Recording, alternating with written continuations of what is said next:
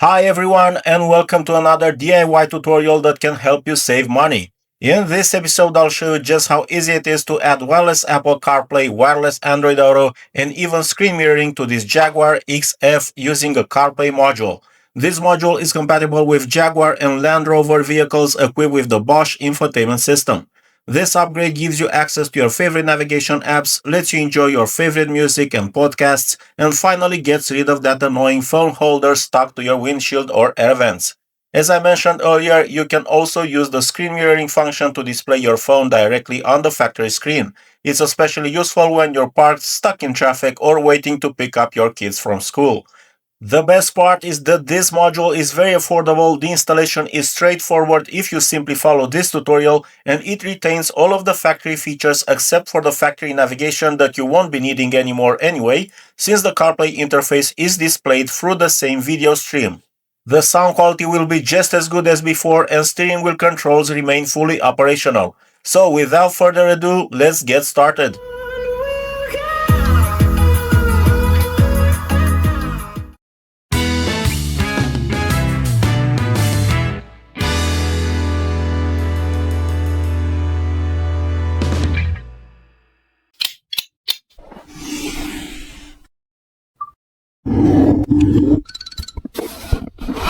This is the module I purchased for my customer.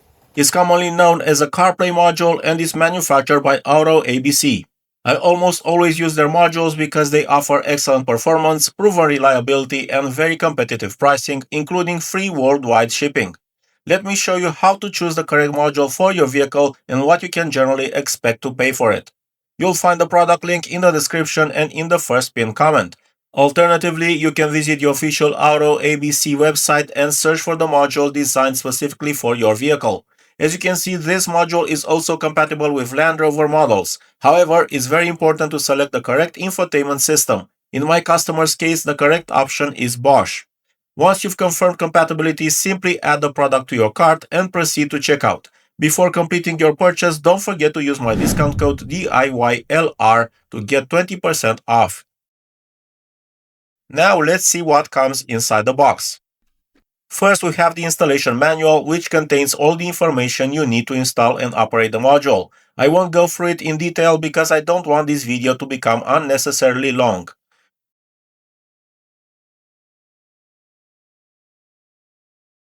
Here we have the LVDS cable, which carries the video signal. This end connects to the module, this connector plugs into the factory head unit, and the original LVDS cable connects to the remaining connector. Next, we have the wiring harness for the reverse camera, front camera, and USB port. Every connector is clearly labeled, making it almost impossible to connect anything incorrectly. We also get a dedicated USB cable for wired Apple CarPlay in case you prefer using a cable instead of the wireless connection. It can also be used to play media files from a flash drive. Here we have the main wiring harness. It features 4 power and data connectors that connect to the head unit and the screen, along with a white connector that plugs directly into the CarPlay module. Everything is completely plug and play. We won't be using the external microphone because the module uses the vehicle's original factory microphone. We also won't be using the aux port. Here we have the Wi-Fi antenna. And finally, here's the module itself. As you can see, every port is clearly labeled CAN, power, USB, video, toggle switch, LVDS, and Wi-Fi. That's everything included in the box for the Bosch infotainment version. Now we're ready to begin the installation.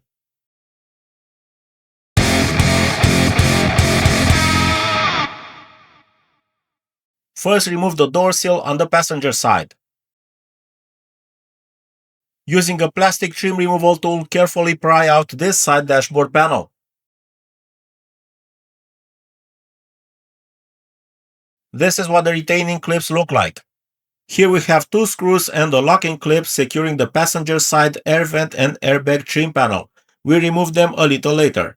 I will now remove this black trim. Insert the plastic trim tool underneath and carefully release all the retaining clips. At this point, disconnect this connector by pressing the locking tab and pulling it out. Repeat exactly the same procedure for the other connector.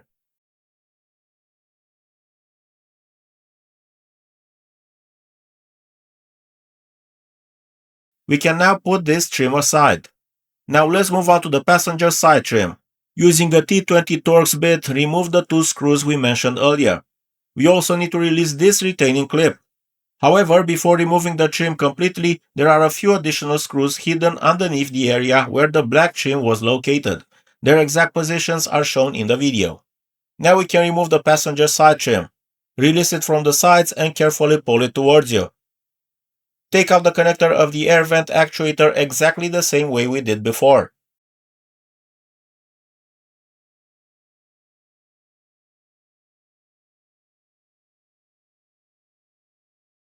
I like to keep all of the screws organized according to where they came from. It makes reassembly much easier later, especially since there are a lot of them and also have different sizes.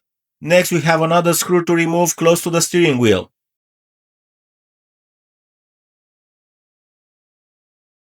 Remove this small cover with a trim removal tool.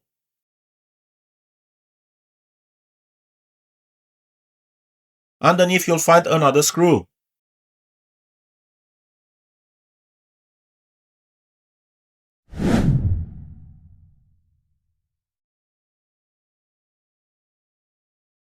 Now we can remove the instrument cluster surrounding trim.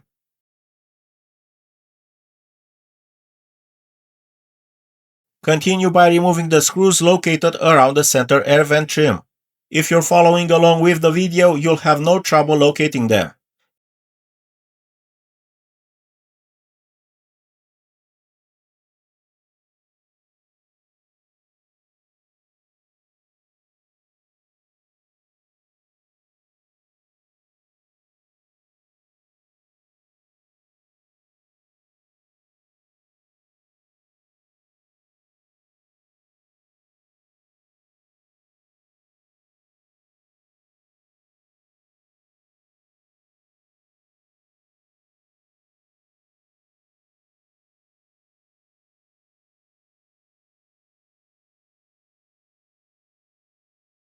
At this point, we can carefully remove the center air vent trim.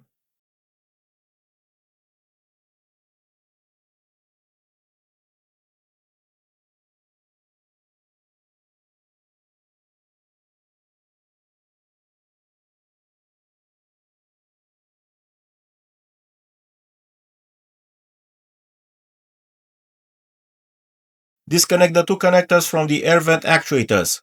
If you need a little extra room, simply pull the steering wheel towards you. And that's it, the center console is now out of the way. Next, we have another set of screws to remove. These screws secure some small trims around the center console that we need to take out.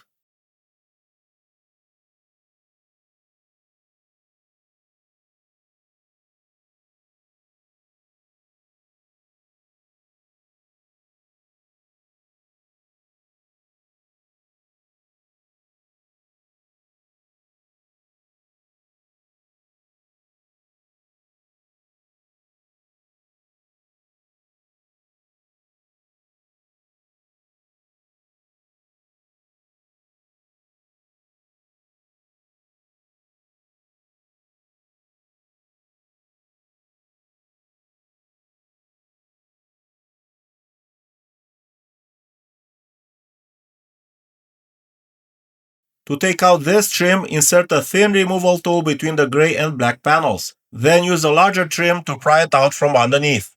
This is what the retaining clip system looks like. Remove the two screws that were covered by the black trim. Next, remove the silver trim panel using a trim removal tool. Once again, you can clearly see the retaining clips and the screws that need to be removed.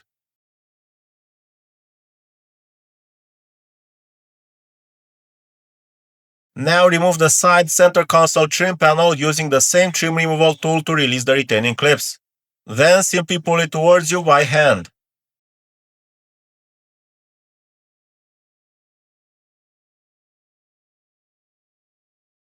Repeat exactly the same procedure on the passenger side. Now remove the 4 screws securing the infotainment unit, followed by the 4 screws securing the climate control panel.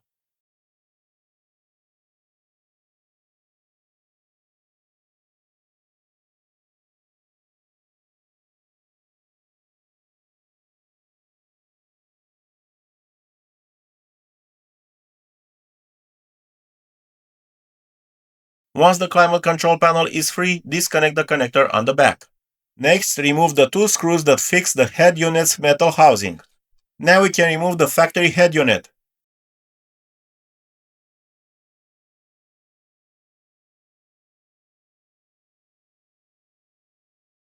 I then remove the two screws fixing the glove box in the upper part.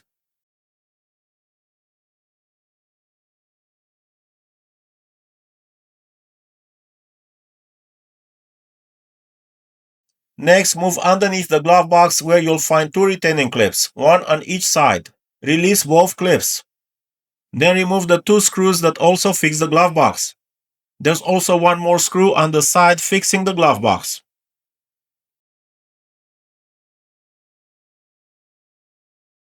At this point, we can remove the glove box. This is exactly where we'll be mounting the CarPlay module, right above it on top of the felt. Now take the cable with the white connector of the main wiring harness that will connect to the CarPlay module.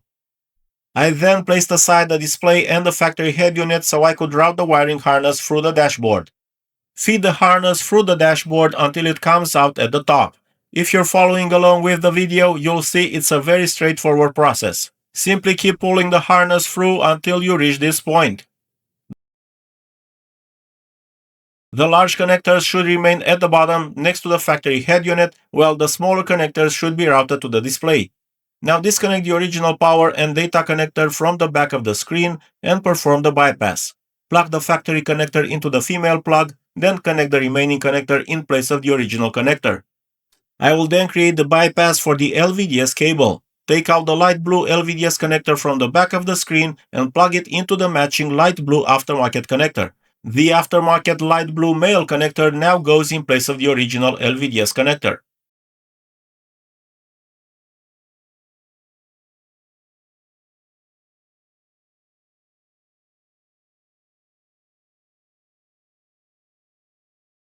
The remaining dark blue LVDS connector will be routed to the CarPlay module.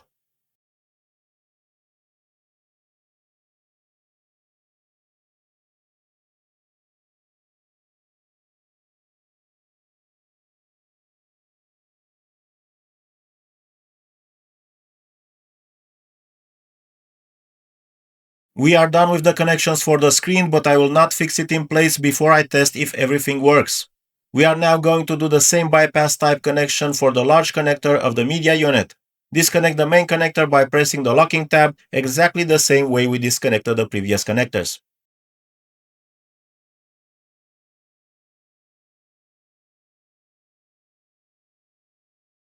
Next, screw the Wi-Fi antenna onto the module. Now connect the harness with the USB port and RCA connectors to the module.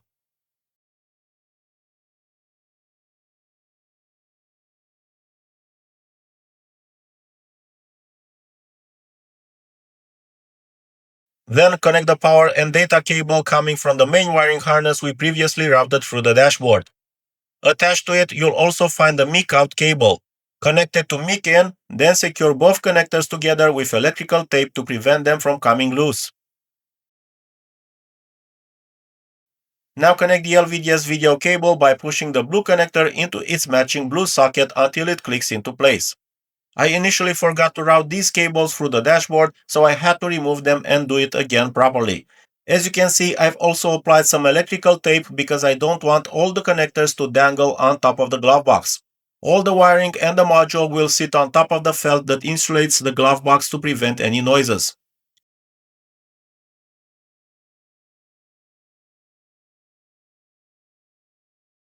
And that's it, the module is now fully connected. I also connected the climate control console just to make sure I don't get any error messages. Let's start the engine and make sure everything is working correctly.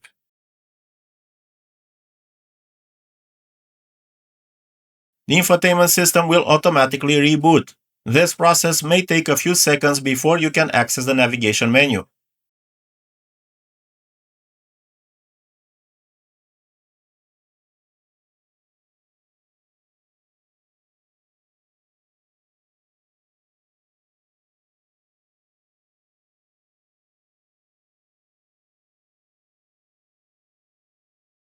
And there we go, Wireless Apple CarPlay is now installed and working perfectly.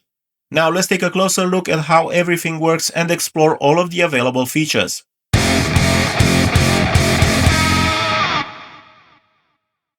As you can see, Wireless Apple CarPlay runs extremely smoothly. Menu navigation is fast, apps open instantly, and the overall experience feels just like a factory-installed system. Wireless Android Auto performs just as well, giving you access to Google Maps, Waze, Spotify, and all of your favorite compatible apps.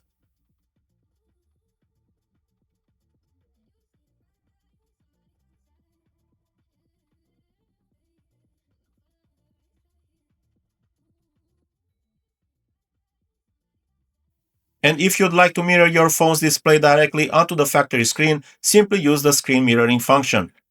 That concludes both the installation and the overview of this CarPlay module. As you've seen, everything works exactly like a factory system. Wireless Apple CarPlay, wireless Android Auto, and screen mirroring are all fully functional, while the original sound quality, steering wheel controls, and every factory infotainment feature remains completely unchanged. The entire installation is completely plug and play with no coding or permanent modifications required, making it an excellent upgrade for any Jaguar or Land Rover equipped with the Bosch infotainment system. If you're interested in this upgrade, you'll find the product link in the description and in the first pinned comment. Don't forget to use my discount code DIYLR on the AutoABC website to get 20% off your order. If you are not sure about which version of the module you need for your Jaguar or Land Rover, there is a WhatsApp number on the seller's website and you just need to send them photos of your media unit for a compatibility check. Thank you very much for watching. If you found this tutorial helpful, please leave a like, subscribe to the channel, and turn on notifications so you don't miss any future installation guides, product reviews, and DIY automotive projects. All the best, and I'll see you in the next one. The storms we chase are leading us, and love is all we'll ever trust.